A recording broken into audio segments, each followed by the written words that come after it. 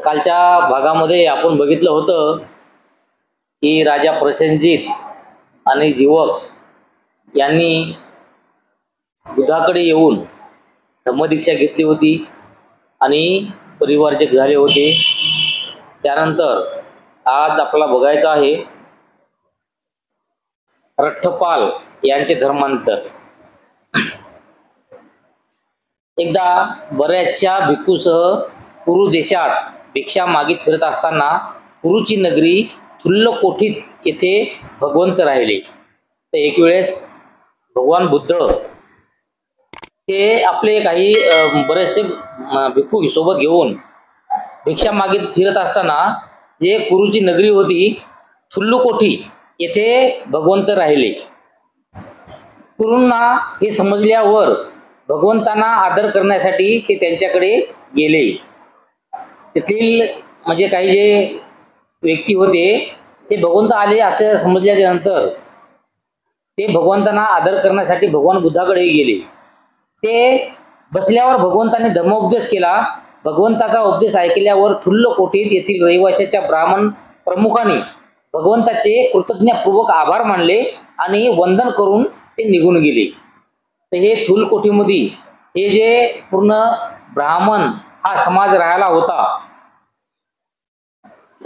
ब्राह्मण हे माणसे राहायला होती। ब्राह्मण म्हणजे त्या काळातले जे काही हुशार असलेले बुद्धिवंत असलेले, त्याचप्रमाणे जे परिवर्ज्य आहेत या परिवर्जेच्या वाटेने चाललेले आहेत त्यांना ब्राह्मण म्हणत गेले। तर असे काही ब्राह्मण होते। तर ते ब्राह्मण या थुल्लकोठीमध्ये ते राहत गेले आणि जेव्हा भगवान बुद्ध त्या ठिकाणी आले असे त्यांना समजलं तेव्हा ते भगवान बुद्धाकडे गेले आणि भगवान बुद्धाच्या जवळ जाऊन आसनावर बसले आणि तिथे बसून त्यानंतर भगवान बुद्धांनी त्यांना काही उपदेश केला।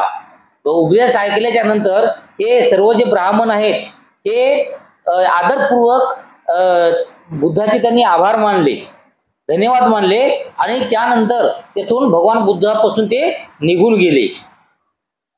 त्यांच्यामध्ये तेथील एका प्रमुख घराण्यात जन्माला आलेला रठ्ठपाल नावाचा एक तरुण होता। तर हे जे पूर्ण ब्राह्मणाचे त्या ठिकाणी जे व्यक्ती राहत गेले तर त्याच्यामध्ये एक प्रमुख घराण्यामध्ये, प्रमुख म्हणजे समजा एक राजा, समजा राजाच्या घरामध्ये जन्माला आलेला एक रठ्ठपाल नावाचा एक तरुण होता। त्यांच्या मनात विचार आला, माझ्या समजुतीप्रमाणे भगवंताने दिलेल्या उपदेशानुसार कौटुंबिक जीवन जगणाऱ्या माणसाच्या दृष्टीने संपूर्ण शुद्ध आणि निर्दोष असे उच्च जीवन जगणे हे सोपी गोष्ट नाही। तर त्यावेळेस भगवान बुद्धाची काही जी शिकवण होती तर ती शिकवण रठ्ठपाल याने बघितली किंवा त्यांना ऐकली आणि ऐकल्याच्या नंतर तो म्हणतो की जरी समजा एक तर भिक्खू होणं भगवान बुद्धाच्या दोन शिकवणी होत्या। शिकवणी घेतल्याच्या नंतर एक तर भगवान भिक्खूमध्ये प्रवेश करायचा किंवा आपल्या घरी राहून उपासक बनायचं। तर याच्यामध्ये रठ्ठपाल असा म्हणतो की जरी समजा माझ्या समजुतीनुसार भगवंतांनी दिलेल्या उपदेशानुसार जर समजा कोणा कौटुंबिक जीवनाचा समजा जगण्याचा समजा निर्धार केलेला असेल आणि ते संपूर्ण शुद्ध आणि निर्दोष असं जर जीवन जगायचं असेल तर ही गोष्ट काही साधी सोपी नाही आहे असं तो रठ्ठपाल त्या ठिकाणी म्हणतो। मी केस कापून टाकले, दाढी काढली, पीत वस्त्र धारण केले, गृहत्याग करून गृहीण परिवार झालो तरी काय हरकत आहे। तर त्यावेळेस त्याने असा म्हणला की मी जर माझे समजा केस काढले, त्याच्यानंतर दाढी काढली आणि पिवळ्या प्रकारचे काही जे कपडे असतील ते कपडे मी घातले आणि कपडे घालून नंतर गृहत्याग करून गृहहीन परिवारजक जर झालो तर काय हरकत आहे असं तो स्वतःला म्हणतो। ब्राह्मण फारसे दूर गेले नव्हते। अशा वेळी रठ्ठपाल परत आला आणि भगवंतांना वंदन करून त्याने आपल्या मनातील विचार त्यांना सांगितला, प्रवर्जा व उपसंपदा देऊन त्यांच्या संघात आपला प्रवेश देण्याची त्यांनी विनंती केली। आता हे जे ब्राह्मण होते या ब्राह्मणासोबत जे गौतम बुद्धाकडे ते सर्वजण आले होते, त्याच्यामध्येच रठ्ठपाल हा होता। जेव्हा हे भगवान बुद्धाचं प्रवचन ऐकून, भगवान बुद्धाचे जे काही धर्म उपदेश ऐकून हे जेव्हा त्यांच्या घराकडे परत चालले होते तर तेव्हा रठ्ठपालाने असा विचार केला की मी येतच का राहू नये किंवा इथं परिवर्जा का येऊ नये। म्हणून त्यानं अर्ध्या रस्त्यामध्ये आपल्यासोबतचे काही माणसं जे होते, काही ब्राह्मण जे होते, तर त्या ब्राह्मणाला तुम्ही जा म्हणून सांगितलं आणि मी इथून वापस चालू म्हणून सांगितलं आणि परत ते भगवान बुद्धाकडे गेला आणि भगवान बुद्धाकडे गेल्याच्या नंतर भगवान बुद्धाला म्हणाला की मला तुमची जी काही धम्माची जी काही दीक्षा आहे तर त्या धम्माची दीक्षा मला तुम्ही द्या आणि आपल्या मध्ये सामावून घ्या, म्हणजे आपल्या भंतेजी मध्ये किंवा आपल्या भिक्षूमध्ये मला सामावून घ्या किंवा आपल्या ज्या धम्मामध्ये मला सामावून घ्या, असं त्या ठिकाणी रट्टपाल यांनी विनंती केली. तेव्हा भगवंतांनी विचारले, असे करण्यास तुला तुझ्या माते पित्याची संमती आहे काय?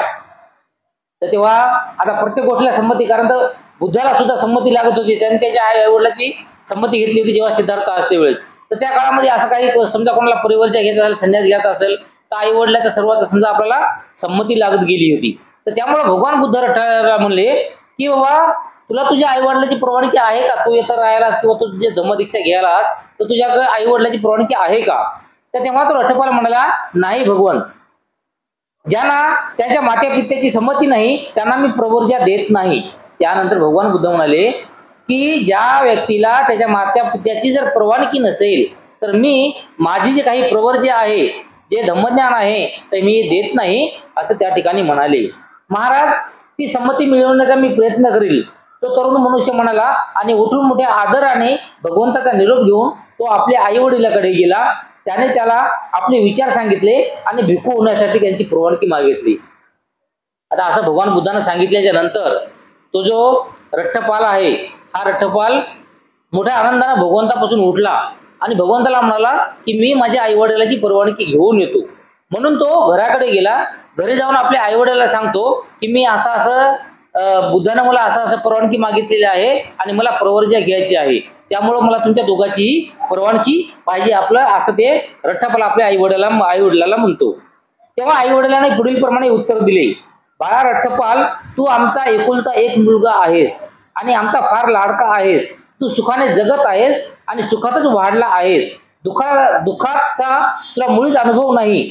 जा, खा, पी, मजा कर आणि सुखाने सत्कृत्य करीत राहा. आम्ही तुला संमती देत आहोत.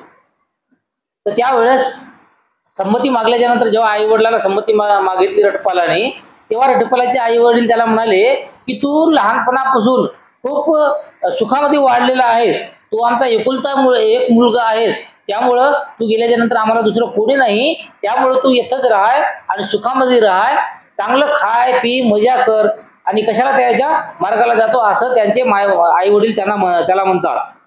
तुझ्या मृत्यूने आम्ही अनाथ होऊ आणि आम्हाला हे जीवन सुखाचे वाटणार नाही. आमच्या जवळ असताना तू गृहत्याग करून भिक्खू व्हावेस, याला आम्ही संमती का द्यावी? तर त्यांचे आई वडील परत काय म्हणाले की समजा तुला जर काही मृत्यू आला तर तर सगळं आम्ही तुझ्यापासून अनाथ होऊ किंवा तुझ्यापासून आम्ही पोरके होऊ, आम्हाला कोण सांभाळणार आहे? आणि असं समजा तू परिवर्जा जरी घेतली तरी तू आम्हाला सोडून जाणार आहे, तुझ्याशिवाय आम्हाला कोण आहे? त्यामुळं आम्ही तुला हे गृहत्याग करण्याची कोणतीही परवानगी देत नाही, असे ते आई वडील त्याला म्हणाले. दुसऱ्यांदा आणि पुन्हा तिसऱ्यांदा रट्टपालाने तीच विनंती केली आणि त्यांच्या आई वडिलांनी ती पुन्हा नाकारली. म्हणजे 2-3 वेळेस त्या रट्टपालाने आपल्या आई वडिलाला विनंती केली, परंतु 2-3 वेळेस सुद्धा आई वडिलांनी त्यांना संमती जे काय दिली नाही. आई वडिलांची संमती न मिळाल्यामुळे त्या तरुणाने उघड्या जमिनीवर लोळण घेतली आणि एकतर मी येथेच प्राण देईल, नाहीतर भिक्खू तरी होईल, असे त्याने स्पष्ट सांगितले. आणि जेव्हा आई वडिलांनी त्याला परवानगी नाही दिली त्यावेळेस त्याला दुःख झालं आणि दुःख झाल्यामुळे तो काय झाला माहिती आहे का, त्यातच जमिनीवर पडून लोळू लागला आणि लढू लागला. आणि त्यावेळेस लढून आक्रोशाने आई वडिलांना म्हणू लागला की एकतर मी या ठिकाणी माझा प्राण सोडेल, या ठिकाणी मी माझा जीव देईल, नाही तर मग फक्त मी भिक्खू होऊन राहील, तर मला तुम्ही स्पष्टपणे परवानगी दिली पाहिजे, असं तो म्हणत होता. त्याला भिक्खू होण्यास विरोध दर्शवित त्यांचे आई वडील त्याला उठून बसवायला विनंती करू लागले, पण तो तरुण मनुष्य एकही शब्द बोलला नाही. त्यांनी त्याला पुन्हा 2दा-3दा विनवणी केली पण तरी तो एकही शब्द बोलला नाही. आता तो जेव्हा जमिनीवर पडून लढू लागला आणि आई वडिलांना म्हणू लागला की मी एक तर भिक्खू होऊन राहील, नाही त्याच्यात मी माझा जीव सोडून देईल. तर असं म्हणल्याच्या नंतर त्या आई वडिलांना काळजी पडली आणि काळजी पडल्याच्या नंतर तू भिक्खू होऊ नकोस असे 2-3 वेळेस त्यांनी सुद्धा त्या रट्टपालाला उत्तर दिले की तू काही जरी झालं तरी तू भिक्खू होऊ नकोस, तू एक तरुण मुलगा आहेस आणि तू माझा एकुलता एक मुलगा आहेस, असे ते 2-3 वेळेस त्या रट्टपालाला म्हणाले. म्हणून रट्टपालाच्या आईवडिलांनी त्यांच्या मित्राला भेटून सकाळी सगळी हकीकत सांगितली आणि त्याला ते सांगितले होते तेच आग्रहपूर्वक त्याला सांगण्यास त्यांना सांगितले.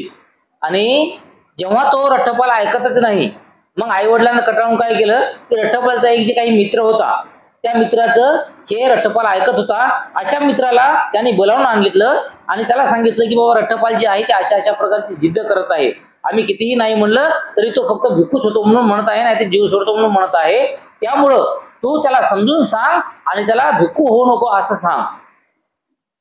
त्यांच्या मित्राने त्याला 3 वेळा विनंती केली पण तो एकही शब्द बोलवला नाही. तेव्हा त्यांचे मित्र त्यांच्या आई वडिलांकडे आले आणि म्हणाले, इथेच उघड्या जमिनीवर पडून तू सांगत आहे की मी एकतर मरून जाईल नाहीतर भिक्खू होईल. जर तुम्ही त्याला संमती दिली नाही तर तो कधीही जिवंत उठणार नाही. आता तो रट्टपाल जे आहे ते जागतातून उठतच नव्हता. मग त्याच्या मित्रांना सुद्धा त्याला 2-3 वेळेस विनवणी केली की बाबा तू तसं करू नको, तू उठ आणि संसारात राह, घरामध्ये राह, गृहत्याग करू नको. परंतु तो त्या मित्रांना सुद्धा म्हणाला की मी एक याच ठिकाणी माझा जीव सोडल, नाही तर मी भंते जीवन राहील.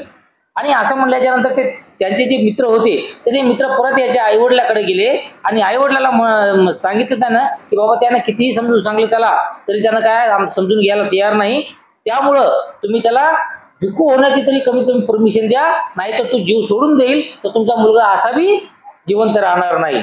तर ते भिक्खू होऊन तरी जिवंत राहील असं ते त्यांना म्हणाले. पण तुम्ही संमती दिलीस तर तो भिक्खू झाल्यानंतर तुमच्या दृष्टीत कमी पडेल. जर भिक्खू होऊन राहणे त्याला आवडले नाही तर तो दुसरे काय करू शकेल, तो येथेच परत येईल, म्हणून तुम्ही त्याला संमती द्या. परत ते काय म्हणले की असा तो तुमचा ते मुलगा जे आहे ते जीव सोडून देणार आहे, प्राणत्याग करणार आहे, त्याच्यामुळे तो जिवंत राहणार नाही. परंतु तुम्ही जर संमती दिली त्याला तर त्या कमीत कमीत भिक्खू होऊन तरी या जगामध्ये राहील. तुम्हाला एखाद्या वेळेस तुमच्या मुलाला बघावं असं वाटलं तर तुम्ही भिक्खूच्या रूपात का होईना तर तुम्ही तुमच्या मुलाला बघू शकाल. आणि कदाचित समजा पुढे चालून भविष्यामध्ये जर कदाचित असं घडलं की त्याचं मन जे आहे रट्टपालाचं हे जर त्या भिक्खूमध्ये रमलं नाही आणि त्यानं पुन्हा जर असं विचार केला की मला भिक्खू म्हणून नाही राहायचं, मला परत माझ्या घराकडे जायचं, तर कदाचित असं बी होऊ शकते आणि तुमचा मुलगा तुम्हाला परत येऊ शकते. परंतु या ठिकाणी जर त्यांना जीव दिला तर मात्र तो तुमच्या हाती राहणार नाही, त्यामुळे त्याला परवानगी द्या असे त्या रट्टपालाचे 3 मित्र त्याच्या आई वडिलाला म्हणाले. ठीक आहे, आम्ही संमती देतो, पण जेव्हा तो भिक्खू होईल तेव्हा त्याने इथे येऊन आमची भेट घेतली पाहिजे. तेव्हा त्याच्या आई वडिलांनी सांगितलं की ठीक आहे बाबा, हे एवढा आता काकुल जे होत आहे, एवढं दुःख करत आहे, लोळत आहे, तर त्यामुळे आम्ही त्याला त्याची जे काही पूर्ण आहे ती विनंती मान्य करतो, त्याला तशी संमती देतो. परंतु माझी एक अट आहे की तो जेव्हा भिक्खू होईल तर भिक्खू झाल्याच्या नंतर तो सर्वप्रथम येथे एक भेट द्यायला आला पाहिजे. रट्टपालाचे मित्र त्यांच्याकडे गेले आणि त्यांच्या आई वडिलांनी संमती दिल्याचे त्यांनी त्याला सांगितले. परंतु तो भिक्खू झाल्यानंतर त्यांना भेटण्यासाठी आले पाहिजे हेही त्यांना सांगितले.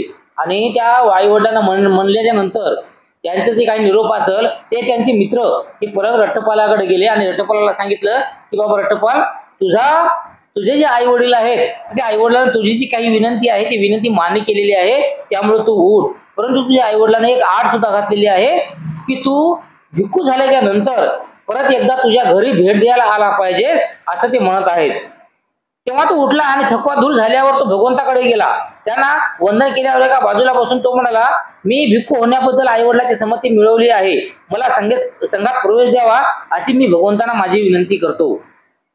आणि त्यानंतर जेव्हा त्या रट्टपालाला विनंती मिळते तर विनंती मिळाल्याच्या नंतर त्यांना फ्रेश होते, जे काही लढण्या फिरण्याचा काही थकवा असेल ते थकवा दूर करते. आणि त्यानंतर तो परत बुद्धाकडे जातो आणि बुद्धाकडे जाऊन बसतो आणि बुद्धाला म्हणतो की भगवान, मला माझ्या आई वडिलांना संमती दिलेली आहे, त्यामुळं मला आता तुमच्या संघामध्ये प्रवेश द्यावा आणि माझी विनंती मान्य करावी असं तो रट्टपाल तिथं भगवंताला म्हणतो.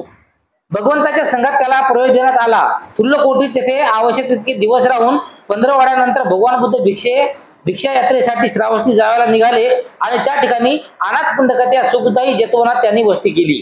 त्यानंतर हा जो तुल्यकोटी मधला जो आहे तर याला त्या म्हणजे धम्मज्ञान दिलं आणि आपल्या संघामध्ये प्रवेश दिला.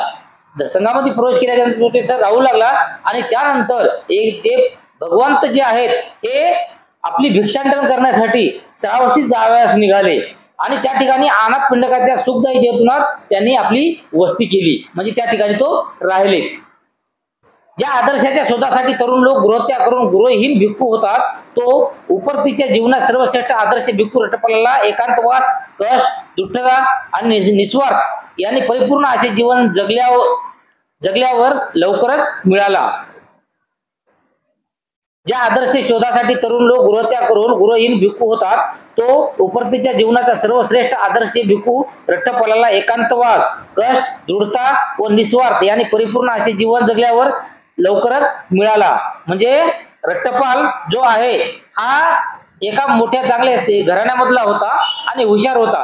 त्यामुळं तो गृहत्याग करून जेव्हा इथं भगवंताकडे राहिला, तर भगवंताकडे राहिल्याच्या नंतर जे काही आपलं सर्वश्रेष्ठ जीवन असेल किंवा जे त्या ठिकाणी सर्वश्रेष्ठ जे भिक्खूचं जे काही राहणीमान असेल, तर हे त्या रट्टपालांनी लवकरच हस्तगत केलं. आणि त्यामुळं त्याच्याकडे जे असलेली काही कष्ट असतील, म्हणजे एक दृढपणा, समजा कष्ट म्हणजे जे आपली अभ्यास करण्याची असलेली सवय किंवा तिथं जे अभ्यास करण्याची जे उपदेश असतील त्या उपदेश ते आहे अंगीकृत करण्याची जी सवय किंवा त्यांची जी दृढता आणि निस्वार्थ यामुळं तो त्या भंतेजीमध्ये लवकरच रुजू झाला.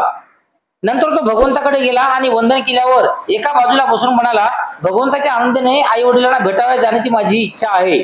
आणि त्यानंतर एक वेळेस तो भगवंताकडे गेला आणि भगवंताला म्हणाला की भगवान, मला माझ्या आईवडिलाकडे जायची इच्छा आहे आणि मला मी ज्या ठिकाणी राहत गेलो त्या ठिकाणी जायची इच्छा आहे.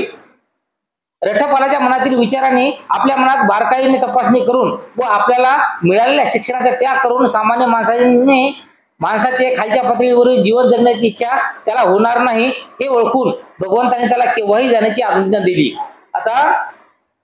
आता याने रट्टपालाने सांगितलं की बाबा मला माझ्या आई वडिलांच्या तिकडे जाऊन फक्त भेट देऊन यायचं आहे. तर त्यावर यांचं मन, जे रट्टपालाचं काही मन होतं, हे बुद्ध जाणत होते. बुद्ध हे प्रत्येकाचं मन जाणत होते. त्यामुळं रट्टपालाचं मन सुद्धा भगवंताने जाणलं आणि भगवंताला असं वाटलं की हा जरी आई वडिलाला भेटायला गेला तरी हा भिक्खू म्हणूनच जाणार आहे आणि तो परत त्या म्हणजे तिथून वापस जाणार नाही किंवा आपल्या आई वडिलाकडे राहणार नाही आणि तो आपल्याकडे परत येईल. हे बुद्धाला शाश्वती होती. त्यामुळे बुद्धानं रट्टपालाला परवानगी दिली की तू जाय, तुला जेव्हा जायचं तेव्हा जाय आणि जाऊन परत ये. जेव्हा उठून अत्यंत आदराने भगवंताचा निरोप घेतल्यावर आपला बिछाना बाजूला ठेवून त्याने आपले चिवर व भिक्षापत्र घेतले आणि भिक्षा यात्रेसाठी तो तुल्लकोठी येथे गेला. त्या ठिकाणी त्याने गुरु राजाच्या मुरगुणात वस्ती केली आणि नंतर जेव्हा परवानगी दिल्याच्या नंतर तो उठून अगदी एकदम आनंदाने समजा भगवंताचा त्याने निरोप घेतला आणि निरोप घेऊन आपल्याकडे असलेलं भिक्षापत्र आणि चिवर हे सोबत घेतलं आणि तो कुठे निघाला, तुलकोठीला निघाला. तर तुलकोठीला गेला आणि त्या ठिकाणी जाऊन जे एक कुरू राजाचं जे मुरुगवन नावाचं जे जंगल होतं, म्हणजे काय म्हणतात त्याला, गार्डन होतं, तर त्या गार्डन मध्ये तो आपला वास करू लागला, म्हणजे वस्ती त्याने केली. दुसऱ्या दिवशी सकाळी लवकरच चिवर वस्त्र परिधान करून आणि भिक्षापत्र घेऊन तो भिक्षेसाठी नगरात गेला आणि तिथे भेदभाव न करता घरोघर फिरत असताना तो आपल्याच वडिलाच्या घरी आला. आणि त्यानंतर तिथं वस्ती केल्याच्या नंतर दुसऱ्या दिवशी परत आणखी तो सकाळी उठला आणि सकाळी उठून परत आपलं भिक्षापत्र सोबत घेतलं आणि चिवर सोबत घेतलं आणि नंतर तो भिक्षा मागण्यासाठी त्या नगरात गेला आणि भिक्षा मागत मागत मागत मागत मागत तो आपल्याच घरी, म्हणजे आपला जन्म ज्या ठिकाणी झालेला होता, आपले आईवडील ज्या ठिकाणी होते त्या घरी तो भिक्षा मागायला गेला. त्याचे वडील घरातील दिवाणखान्यात आपले केस विचारित होते. त्यांनी रट्टपाला दुरून येत असताना पाहिले आणि ते म्हणाले, या बैराग्याच्या कार्ट्यानेच माझ्या एकुलत्या एक लाडक्या मुलाला भिक्खू करून टाकले.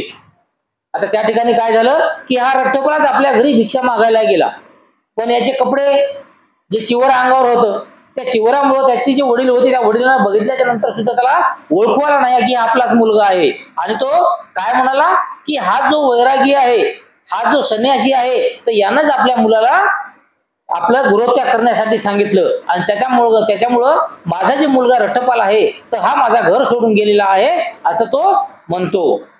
याप्रमाणे स्वतःच्या आई वडिलाच्या घरी रट्टपालाला काहीही मिळाले नाही. नुसता नकार तर नाही, पण शिव्या मात्र मिळाल्या.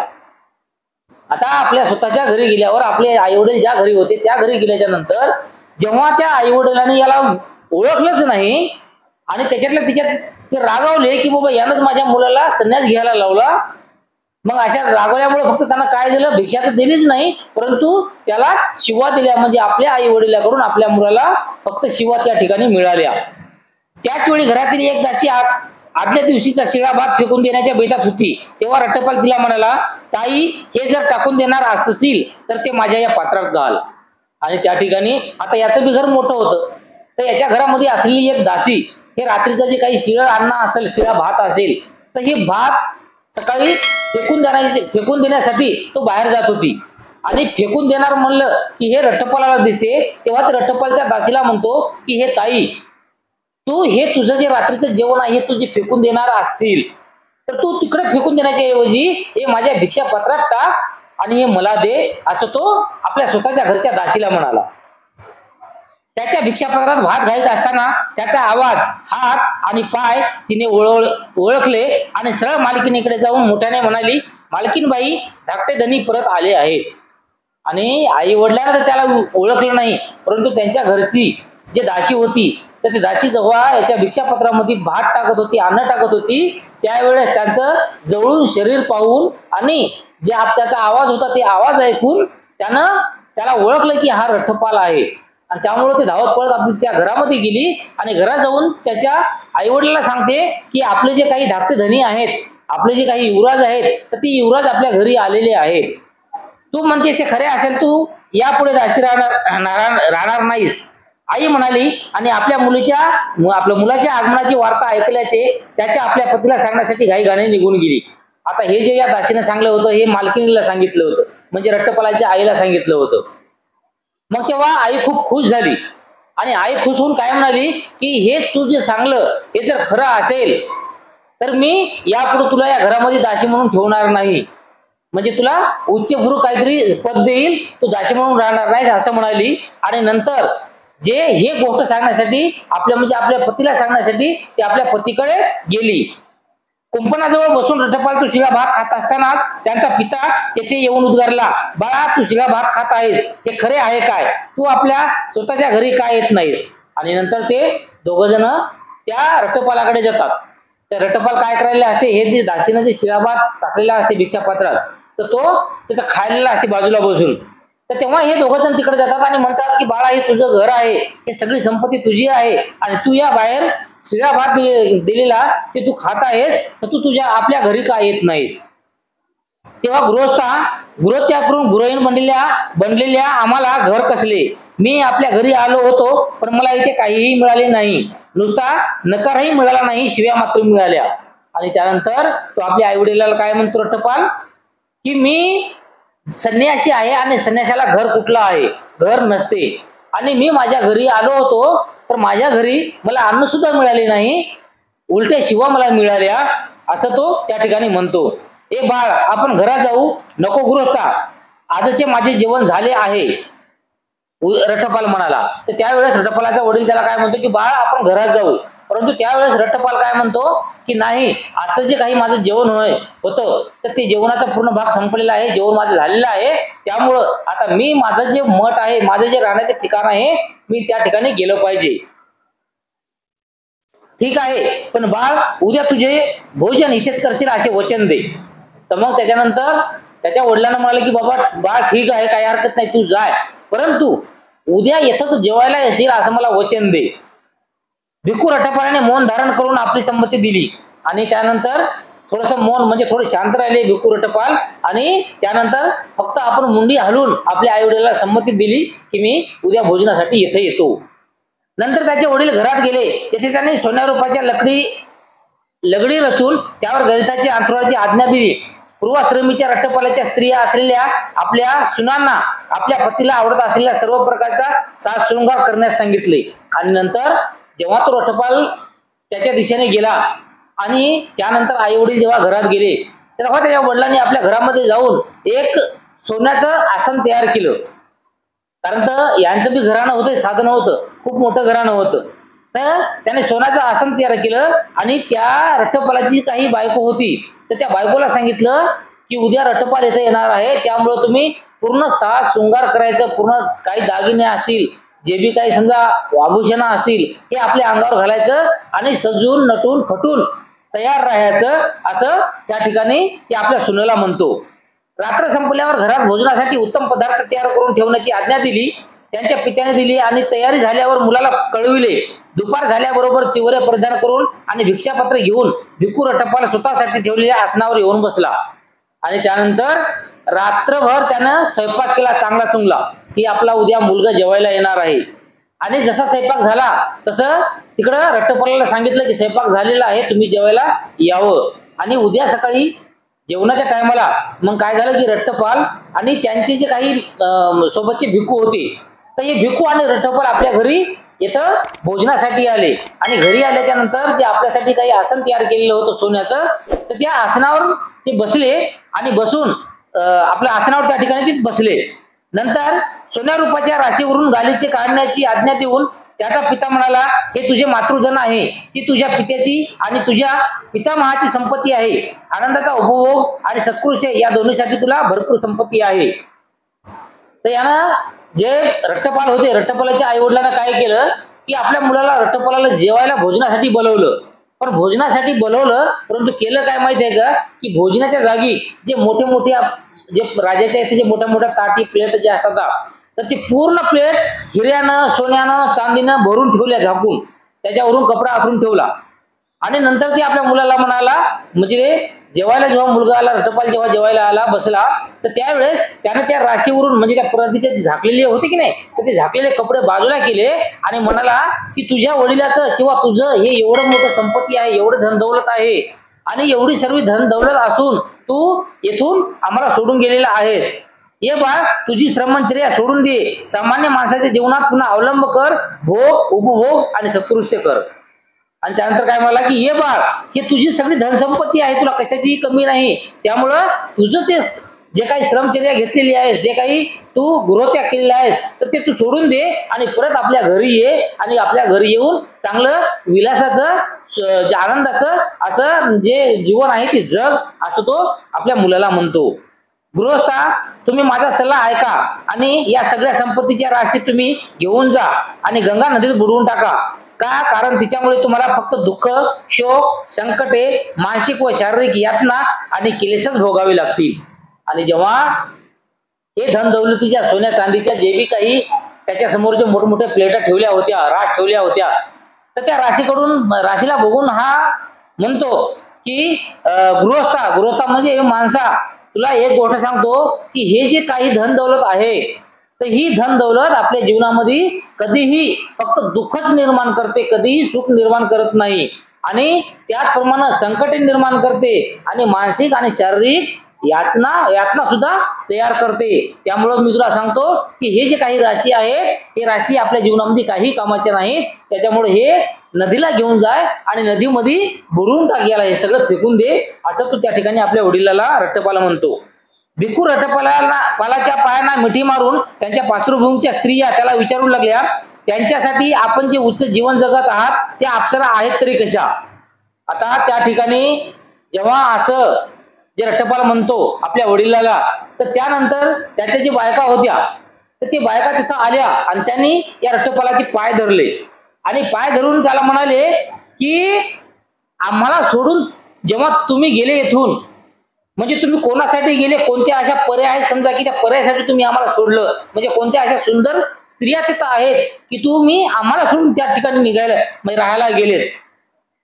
तेव्हा तो म्हणाला, भगिनींनो, कोणत्याही अप्सरासाठी मी त्या जीवनाचा अवलंब केलेला नाही. आणि तेव्हा तो आपल्या पत्नीला भगिनींनो म्हणतो, म्हणजे भगिनी म्हणजे अनेक बायका होत्या, की तेव्हा आपल्या बायकाला म्हणते की भगिनींनो, कोणत्याही अप्सरासाठी किंवा कशासाठी, कोणत्याही लोभासाठी मी माझा येथून गृहत्याग केला नाही आणि मी तिकडे गेलो नाही. आपल्याला त्याने भगिनी म्हटल्याचे ऐकल्याबरोबर त्या स्त्रिया मूर्छित होऊन जमिनीवर पडल्या. त्यानंतर काय झालं की म्हणजे त्याला त्याची लाज वाटली की आपला नवरा आपल्याला भगिनी म्हणतो. आणि त्यानंतर तो मूर्छित म्हणजे बेहोश होऊन आपल्या तिथे जमिनीवर पडल्या. रट्टपाल आपल्या पित्याला म्हणाला, गृहस्था, मला आनंद द्यावायचे असेल तर ते मला त्रास देऊ नकोस. आणि त्यानंतर रट्टपाल आपल्या वडिलांना काय म्हणतो की हे गृहस्था, तू मला जेवण असेल तुझ्याकडं जेवण द्यायचं असेल तर दे, नाही तर विनाकारण मला परेशान करू नको.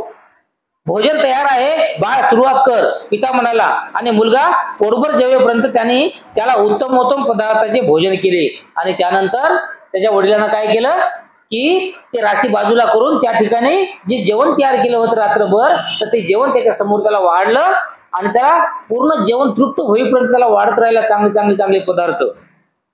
भोजन झाल्यावर कुरु राजाच्या मुरुगुणात परतला आणि दुपारच्या भर उन्हात एका झाडाखाली बसला. त्यानंतर जसं जेवण झालं तसं ते आपल्या आई वडिलांच्या इथून तो निघून गेला आणि ज्या ठिकाणी मृगवनामध्ये त्याने आपली वस्ती बनवली होती त्या ठिकाणी गेला. आणि दुपारच्या भर उन्हामध्ये एक जे काही झाड होतं तर त्या झाडाखाली तो रठपाल बसला. आपण पाहायला येण्यापूर्वी ते वन स्वच्छ करून ठेवावे अशी राजाने त्याच्या पारध्याला आज्ञा दिली होती. आणि तो आज्ञाधरक शिकारी आपले काम करीत असताना तेथे एका झाडाखाली दुपारच्या भर उन्हात रठपाल बसला असल्याचे त्यांना पाहिले आणि राजाला जाऊन बातमी दिली. आता त्यानंतर ते एका झाडाखाली रठपाल बसला होता आणि ते वनामध्ये होता. तर त्या वनामध्ये तिथला जे राजा होता त्या राजाने एका सेवकाला आदेश दिला होता की तू जा आणि तो जो वन आहे तर तो वन पूर्ण साफ स्वच्छ क्लीन करून ठेव. मग त्याचा ती सेवक त्या वनामध्ये साफ करण्यासाठी आला. पण साफ करण्यासाठी आल्याच्या नंतर त्याला काय दिसते ते एका झाडाखाली एक व्यक्ती आहे रठपाल आणि तो ध्यान धारणा करीत आहे, शांत बसलेला आहे. त्यामुळं त्यानं त्या सेवकानं काय केलं की त्या झाडाखाली एक भिक्षाधारी बसलेला आहे किंवा एक चिवरधारी बसलेला आहे असं त्याने त्या राजाला जाऊन सांगितलं. वन व्यवस्थित आहे परंतु त्याच्याविषयी महाराजांनी अनेक वेळा ऐकले आहे. तो रठपाल तिथे त्या झाडाखाली बसलेला आहे. आणि त्यानंतर असं म्हणाला की आपण ज्याच्या संदर्भामध्ये जास्तीत जास्त ऐकलेलं आहे असा रठपाल नावाचा जे काही भिक्खू आहे तर ते भिक्खू एका झाडाखाली बसलेला आहे. परंतु बाकी सर्व जे जंगल आहे पूर्ण जे वन आहे तर हे वन पूर्ण स्वच्छ आहे असं तो सेवक आपल्या महाराजाला म्हणतो. आज वनाची काळजी करण्याचे कारण नाही, राजा म्हणाला. मी आज जाऊन त्या वंदनीय पुरुषाला भेटतो म्हणून प्रवासासाठी भोजनाची तयारी करण्याची आज्ञा देऊन तो रथात बसला आणि नगरातून राजेशाही मिरवणुकीने रठपालाला भेटण्यासाठी निघाला. आणि जसं सेवकानं राजाला सांगितलं की त्या ठिकाणी रठपाले बसलेले आहेत तर त्यानंतर या राजानं ठरवलं की तो जो महान पुरुष आहे किंवा जो महान एक तपस्वी आहे तर त्यांना मी आता भेटायला जाणार आहे. त्यामुळं आपल्या घरामध्ये चांगले काही जे पदार्थ असतील खाण्यासारखे तर ते बनवा म्हणून आपल्या घरामध्ये आज्ञा दिली. आणि त्यानंतर एक रथ तयार केला आणि रथामध्ये बसून तिथलं ते जेवण फिवण घेऊन एखादी जशी काही मोठ्या राजाची जशी मिरवणूक जाते तर त्या मिरवणुकीसारख्या लव्याजम्या सगट रथामधून तो राजा हे रठपालाला भेटण्यासाठी गेला. रथातून जिथपर्यंत जाता येईल तिथपर्यंत गेल्यावर राजा आपल्या परिवारासह पायी चालू लागला आणि रठपालाकडे आला. परस्परांना अभिवादन केल्यावर राजाने उभे राहूनच रठपालास एक पुष्पराशीवर बसण्याची विनंती केली. आणि त्यानंतर जिथपर्यंत आता ते वनामध्ये होता रठपाल मग त्याच्यामुळं जिथपर्यंत रथ घोड्याचा रथ जे असते जिथपर्यंत जात होता तिथपर्यंत हा त्या रथामधून गेला. आणि जेथून समोर रथ जाणार नाही त्या ठिकाणी तो आपला पूर्ण परिवार खाली उतरला आणि तिथून ते पायानं चालत रथपालाकडे आपल्या रठपालाकडे गेला. आणि रठपालाकडे गेल्याच्या नंतर रठपालाला बसवण्यासाठी एक फुलाची आरास त्याने बनवली. फुलं सर्व झाडाचे फुलं तोडले आणि ते एक आसन बनवलं फुलाचं. आणि त्यानंतर रठपालाच्या पुष्पराशीवर बसण्याची विनंती केली. नाही महाराज आपण तिथे बसा, माझे हे आसनच आहे. आणि त्यानंतर रठपालाने असं सांगितलं की नाही महाराज हे जे फुलाचं काही आसन तुम्ही बनवलेलं आहे त्याच्यावर तुम्हीच बसा. माझं जे आसन मी ज्या ठिकाणी बसलेलं आहो मी त्या ठिकाणी बसणार आहे, माझ्यासाठी तेच चांगले आहे असं रठपाल त्या महाराजाला त्या ठिकाणी म्हणतो. असं नसतं झाल्यावर राजा म्हणाला रठपाल माणसाला 4 हानी भोगाव्या लागतात की ज्याच्यामुळे तो आपल्या डोक्याचे व दाढी मिशाचे केस काढून टाकतो, पीत वस्त्रे धारण करतो आणि गृहत्याग करून गृहहीन होतो. या 4 हानी म्हणजे म्हातारपण, अनारोग्य, दरिद्र्य आणि नातलगाचा मृत्यू हा होत. तर त्यावेळेस तो राजा ज्या ठिकाणी त्या आसनावर बसतो फुलाच्या तर आसनावर बसल्यानंतर तो रठपालाला म्हणतो की रठपाल माणसाच्या जीवनामध्ये 4 हानी भोगाव्या लागतात आणि त्या भोगल्याच्या नंतर जे हानी भोगाव्या लागतात तर ते भोगल्याच्या नंतर ते आपल्या डोक्याचे दाढी मिशाचे केस काढून टाकतो आणि पिवळ्या प्रकारचे वस्त्र धारण करतो. आणि ते जे हानी म्हणजे समजा एखादा माणूस म्हातारा झालेला असेल त्याच्यानंतर एखादा समजा अनारोग्य झालेला असेल किंवा एखादा दरिद्री असेल म्हणजे गरीब असेल म्हणजे त्याच्या घरची खायची काही परिस्थिती बरोबर नसेल किंवा त्यांच्या एखाद्या नातलगाचा मृत्यू झाला असेल म्हणून ते कटाळून काय करतो म्हणजे जसं आपण बघतो ना समजा की एखादा म्हणतात समजा एखादा माणूस म्हातारा झाला की मग आता तू देव कर किंवा तू या धर्मस्थळी जा इकडे जाय तिकडे जाय तर तसं या ठिकाणी सांगितलेलं आहे की कदाचित म्हातारा झाल्याच्या नंतर ही जी पाळी यायला पाहिजे होती ते तुझ्यावर यायला पाहिजे होती परंतु तू आतापासून समजा हे वस्त्र धारण करून बसलास परिवर्जा करून बसलास हे याचं कारण काय तेव्हा समजा एक बऱ्याच वयाचा म्हातारा मनुष्य आहे वृद्धत्वामुळे थकलेला आणि मरणाच्या पथास लागलेला आहे आपली स्थिती तो ओळखतो आणि अधिक संपत्ती मिळवण्यात किंवा मिळवलेल्या संपत्तीचा सुखभोग करण्यातील अडचणीची त्याला जाणीव होते म्हणून तो परिवारजक बनण्याचे ठरवतो आता या ठिकाणी काय सांगितलं की एखादा जो माणूस आहे तो खूप थकलेला आहे तर जेव्हा तो थकतो त्यावेळेस तो काही ना काहीतरी समजा संपत्ती जमवण्याचा प्रयत्न करतो किंवा एखादा त्या माणसाकडे ऑलरेडी समजा संपत्ती आहे खूप सारी संपत्ती आहे पण त्या संपत्तीचा त्यांना अगोदर काही विलासभोग केला नाही आणि जेव्हा तो म्हातारा होतो थकतो तर थकल्याच्या नंतर त्याला वाटते की बाबा मी जीवनभर एवढं कमावलं आणि मी याच्यातलं खर्च तर काहीच नाही केलं तर मग त्यातलं तो खर्च करायला लागतो तर अशा काही गोष्टी आहेत समजा की तेव्हा जर खर्च करायला गेलो म्हणजे अगोदर काहीच आपण खर्च नाही केला परंतु जेव्हा आपल्याला कळणार की बाबा आता आपण मरणार आणि एवढी आपण खर्च नाही केला काही नाही केलं आणि एवढी संपत्ती कमवली कशासाठी कमवली आणि जेव्हा तो मग असं कळल्याच्या नंतर तो संपत्ती गमावायच्या मागे लागतो खर्च करायच्या मागे लागतो तेव्हा मात्र त्याला अडचणी जातात एकदम त्याला खर्च करणं होत नाही अशा प्रकारे मिळवलेल्या संपत्तीचा सदुपयोग करण्यासाठी अडचणीची त्याला जाणीव आहे म्हणून तो परिवारजक बनण्याचे ठरवतो आणि यालाच म्हातारपणाची हानी म्हणतात परंतु तू जर ज्वानीत आहेस तुझे केस काळेभोर असून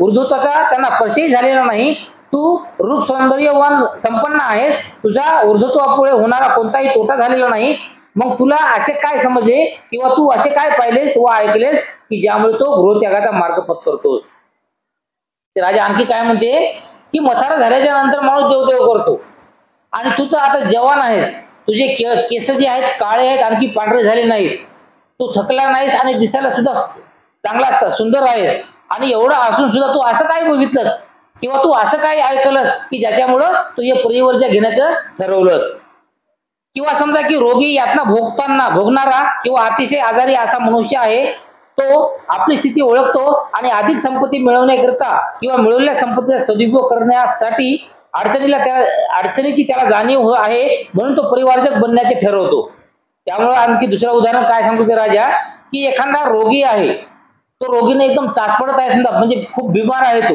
आणि त्यामुळं एखादा खूप बिमार जर माणूस असेल तर तो आपलं घर सोडून परिवर्जा घेतो की त्याला जंगलात राहू किंवा एखादा रोगी आहे त्यानं अजून तर खूप सारी संपत्ती कमावलेली आहे पण आतापर्यंत खर्चच केली नाही आणि आता रोग त्याला निर्माण झाला आणि त्याला आता शंका वाटू लागली की मी किती दिवस जगेल आणि मग आता एवढी कमवलेली संपत्ती आहे तर संपत्ती बी खर्च करून रोगी माणूस किती खर्च करणार आहे तर अशा परिस्थितीमध्ये तो सगळ्या संपत्ती वगैरे सोडून देतो आणि वनात राहायला जातो किंवा परिवर्जा घेतो असं तर तुझं काहीच नाही असं तो राजा त्या रट्टपालाला समजून सांगतो यालाच अनारोग्याची हानी म्हणतात परंतु तू आजारी नाहीस की यातनाही भोगीत नाहीस तुझ्या नेमस्थ प्रकृतीमुळे तुझी पचनशक्ती चांगली राहिली आहे म्हणून अनारोग्यामुळे जो तोटा होतो तसा तुझा झालेला नाही मग तुला असे काय समजले किंवा तू असे काय पाहिलेस किंवा असे काय ऐकलेस की ज्यामुळे तू गृहत्यागाचा मार्ग पत्करतोस म्हणजे अशा प्रकारे तू काही बिमार नाहीस बिमार पडण्याचे काही लक्षण नाही तुझं म्हणजे तू टणटण आहेस जवानीत आहेस म्हणजे तरुण आहेस आणि त्याच्यानंतर तू काही जेवण करतोस तर ते जेवण पूर्ण हजम करण्याची ताकद सुद्धा तुझ्या शरीरात आहे तर तेव्हा तू असं काय बघितलंस किंवा तू असं काय ऐकलंस की तू ज्याच्यामुळं ही परिवर्जा घेतलेली आहे किंवा तिसऱ्या एका माणसाचे उदाहरण घेऊ श्रीमंत आणि वैभवशाली झाल्यावर आणि कर्माकर्माने तो वैभव गमावल्यानंतर तो आपली स्थिती ओळखतो अधिक संपत्ती मिळवण्यातील किंवा मिळवण्याच्या संपत्तीचा सदुपयोग करण्यातील अडचणीची त्याला जाणीव होते म्हणून तो परिवारजक होण्याचे ठरवतो त्यानंतर आणखी तिसरे एक उदाहरण ते राजा काय देते की एखादा श्रीमंत माणूस आहे किंवा याकडे धनदौलत खूप आहे आणि त्याने ते पूर्ण आपली धनदौलत आहे किंवा आपले जे काही अमाप पैसा आहे ते पैसा कोणत्या ना कोणत्या गोष्टीमध्ये त्यानं समजा खर्च केला गमावला समजा काही कोणत्या ना कोणत्या समजा त्यांना काही जुवे खेळले असतील, काही केलं असेल आणि तो पैसा सर्व त्यांना गमावला आणि गमावल्याच्या नंतर त्याला एकदम जे दुःख होते, तर दुःख झाल्याच्या नंतर एकदम माणूस एक तर पैसा कमवायच्या मागे लागतो, नाही तर मग एखादा परिवर्जा घेऊन एखादा संन्यासी म्हणतो. तर अशा प्रकारचं असते. तर हिच्यामध्ये तू कोणी नाहीस असं तो म्हणतो. म्हणून तो परिवारचे कोणाचे ठरवतो. त्याला नातलगाच्या मृत्यूमुळे झालेला तोटा म्हणतात. परंतु तुला तर मित्र आणि नातलग खूप आहेत. नातलगाच्या मृत्यूमुळे जो तोटा होतो तसा तुझा तोटा झालेला नाही. मग तुला असे काय समजले किंवा काय पाहिलेस किंवा काय ऐकलेस की त्यामुळे गोरत्या करण्याचा मार्ग तू पत्करलास. म्हणजे एवढं सारं बी समजा असते, तर याच्यामध्ये तुला कोणताच तोटा झाला नाही. कोणी तुझ्या नातलगातलं एखादं कोणी वारलं नाही की ज्याचं तुला दुःख जास्त झालेलं आहे, किंवा तुझं काही अमाप संपत्ती, तुझ्याकडून अमाप संपत्ती आहे, कितीही खर्च केलीस तरी संपणारी नाही. आणि असं असून सुद्धा तू असं काय बघितलंस किंवा असं काही ऐकलंस की ज्याच्यामुळे तू परिवर्जा घेतलेली आहेस. तेव्हा रठपाल उतरला, महाराज मी गृहत्याग करून गृहहीन झालो. यांचे कारण असे की ज्ञानी आणि दार्शनिक सम्यक संबुद्धांनी सांगितलेली 4 तत्वे मी समजावून घेतली, पाहिली आणि ऐकली. ती 4 तत्वे अशी आहेत. तर त्यानंतर राजाने एवढं जे सांगितलं होतं, तर राजांना सांगल्याच्या नंतर त्या ठिकाणी रठपाल राजाला सांगतो की महाराज मी गृहत्याग हे अशा कोणत्याही गोष्टीसाठी केला नाही. तर मी गृहत्याग का केला, तर मी बुद्धाचा जो धर्म उपदेश आहे तर तो धर्म उपदेश ऐकला आणि त्या समजून घेतलेला आहे. आणि त्यामुळं या जीवनाचा सार काय आहे हे मला समजलेलं आहे. आणि म्हणून मी ते परिवर्जा जे आहे हे परिवर्जा घेतलेली आहे. तर तिच्यामध्ये 4 प्रकारची तत्वे मला बुद्धाने सांगितली होती. तर ती 4 तत्वे अशा प्रकारची आहेत की जग अनित्य असून सतत बदलत आहे. म्हणजे जग हे अनित्य, अनित्य म्हणजे कधीही एका जागी म्हणजे स्थिर नसलेलं, किंवा जे एखादा व्यक्ती आहे तर ते काही वेळानं तीच व्यक्ती राहत नाही, असं अनित्य जग आहे. त्याप्रमाणे जगाला रक्षण करता किंवा पालन करता असा कोणीही नाही. त्यानंतर या जगाच्या सृष्टीचा निर्माता कोणी असेल किंवा काही माणसाला समजा आपण म्हणतात माणसाला जन्म यानं दिला, त्याने दिला, सृष्टी यानं निर्माण केली, असं या जगामध्ये कोणीही नाही हे मला कळालेलं आहे. त्यानंतर आपली कशावरही मालकी नाही. प्रत्येक वस्तू मागू ठेवूनच आपल्याला गेले पाहिजे. आणि त्यानंतर हे जे आपण आपली संपत्ती करतो किंवा जे नातलग धन संपत्ती हे जे करतो आपण, या जगामध्ये आपलं काहीच नाही, कोणती संपत्ती आपली नसते. कितीही संपत्ती कमावली तर शेवटी जाताना आपल्याला ती संपत्ती या ठिकाणी ठेवून जावी लागते. हे मला कळालेलं आहे असं तो म्हणतो. आणि त्यानंतर कृष्णाच्या आहारी गेल्यामुळे जगात दुःख आहे आणि ज्यामुळे जगात अनेक उणिवा असून ते सारखे धडपडत आहेत. आणि त्यानंतर चौथा जे काही हे आहे अध्याय त्याने काय सांगितला की जे तृष्ण आहेत म्हणजे एखादा व्यक्ती तो एकदम म्हणजे हवेसा समजा प्रत्येक गोष्टीला हावरी असते एखादा, तर तो जो माणूस असतोय त्या हावरीपणामध्ये आहारी गेल्यामुळे या जगामध्ये त्याला फक्त दुःखच मिळते. आणि या जगात अनेक उणिवा असून ते सारखे त्याच्यामधून बाहेर निघण्यासाठी धडपडत आहेत असं तो त्या ठिकाणी म्हणतो. विलक्षण, खरोखरच उत्कृष्ट राजा उद्गरला. भगवंतांनी सांगितले ते किती बरोबर आहे. आणि त्यानंतर हे जेव्हा राजानं ऐकलं, तर राजानं ऐकल्याच्या नंतर तो रठपालांना म्हणाला की खरोखरच एकदम चांगला आहे, एकदम खरं आहे. आणि ज्या भगवान बुद्धाला तुला हे धर्म उपदेश दिलेला आहे, तर ते भगवंताचं सगळं काही एकदम बरोबर आहे असं ते राजा त्या ठिकाणी म्हणते. आणि अशा प्रकारचा आपण आज या ठिकाणी आजचा भाग संपूया.